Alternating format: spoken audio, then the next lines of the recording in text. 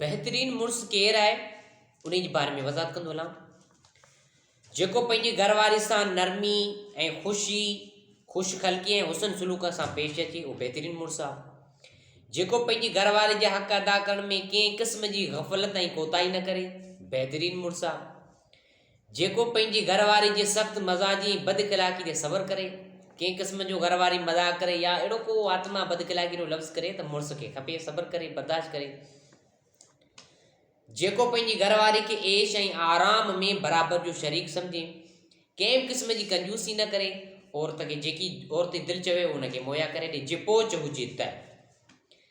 जेको पंहिंजे घरवारी ते कॾहिं ज़ुल्म ऐं कंहिं क़िस्म जी बेजा ज़्यादती न करे, कंहिं क़िस्म जी औरत खे तकलीफ़ अचे थी परेशानी अचे थी त उन ते ज़ुल्म न करे।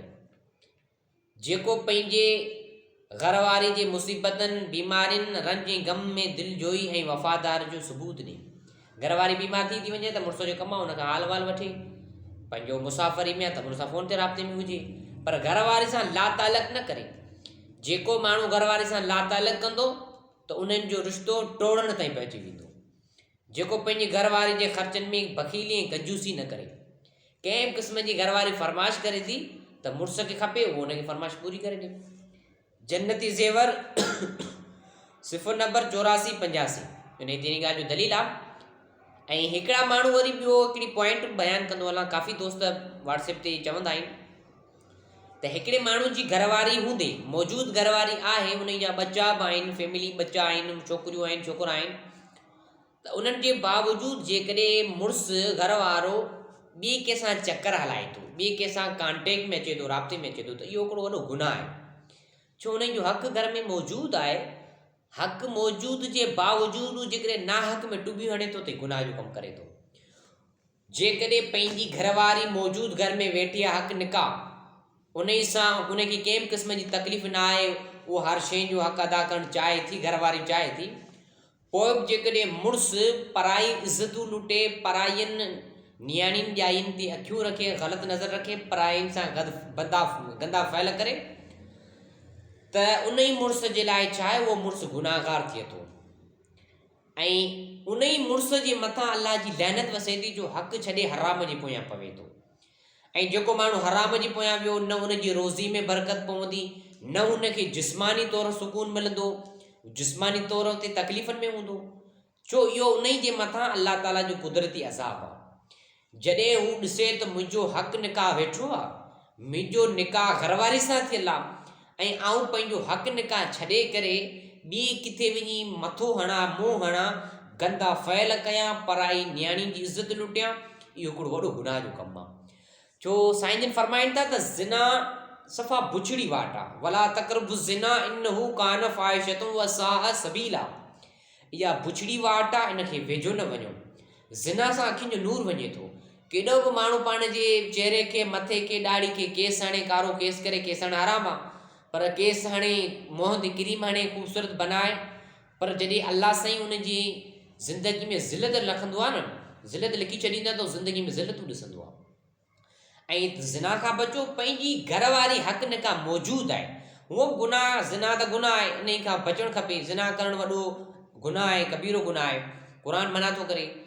नौजवान खे बि अहिड़ा तरीक़ा, अहिड़ा ज़िना वारा कम न करणु घुरिजनि, पर अक्सर तइदाद में ॾिठो वियो आहे त जिन जूं घरवारियूं पंहिंजे घर में मौजूदु आहिनि, उन्हनि जे बावजूदि उहे पराई नियाणियुनि सां कॉन्टेक्ट में हूंदा, राब्ते में हूंदा। इन सां ठलू ज़िंदगी आहे, हीअ 5 मिंट नफ़्स जी हवस आहे, जंहिंखां बाद में इंसानु सभु कुझु विसारे वेंदो आहे। पोइ इंसानु सोचींदो आहे त मूं हीउ गंदो फ़ैल छो कयो। त इन जे करे इहो सोचींदा रहो त पंहिंजी हक़ निकाह घर में घरवारी वेठी आहे, तव्हांजी जिस्मानी ख़्वाहिश तव्हां उते पूरी करे सघो था, पंहिंजी हक़ निकाह आहे, को बि उन में ऐब कोन्हे, हलाल आहे, हराम कोन्हे। त उन खे छॾे करे तव्हां जेकॾहिं ॿियनि ते वञी रुलंदा, ॿियनि ते पिनंदा, ॿियनि ते धिका खाईंदा, उन ई माण्हू जे कॾहिं बि रोज़ी में बरकत पवंदी कोन ऐं केॾो बि उन जो कारोबार हुजे उहो अज़ ख़ुदि तबाह थी वेंदो। छो हू ज़िना जे पोयां जेको पियो, ज़िना वारो माण्हू कॾहिं कामयाबु न थींदो। उहो सम्झे त आउं वॾो बैंक जो मैनेजर आहियां या बंगला ठारायां, पोइ सभु कुझु कयां, पोइ पर ज़िना करे करे पछाड़ी हू पूरो पीरसन थी ईंदो, अज़ ख़ुदि हुन जो कारोबार तबाह बर्बाद थी वेंदो। त ज़िना खां बचो, पराई इज़तुनि खे लुटण खां बचो, हमेशह पंहिंजी इज़तुनि जा महफ़ूज़ रहो। जॾहिं तव्हां पराई इज़तनि जे पराई ॼायुनि जी इज़त कंदा त तव्हांजी न्याणी जी ॿिया इज़त कंदा। जेकॾहिं तव्हां पराई जी न्याणियुनि जी इज़त न कंदा, उन्हनि में ग़लति नज़रूं विझंदा, ग़लति उन में सोचूं रखंदा, त तव्हां जूं न्याणियूं, तव्हां जो औलाद आहे, तव्हांखे ई उहो कर्ज़ु अदा करणो पवंदो।